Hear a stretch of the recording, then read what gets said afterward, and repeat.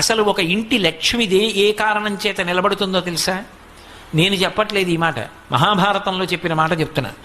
లక్ష్మీదేవి ఏ ఇంట స్థిర నివాసం ఉంటుంది అంటే, ఏ భార్య భర్త కీచులు అడుకోరో, అస్తమానం నింద చేసుకోరో.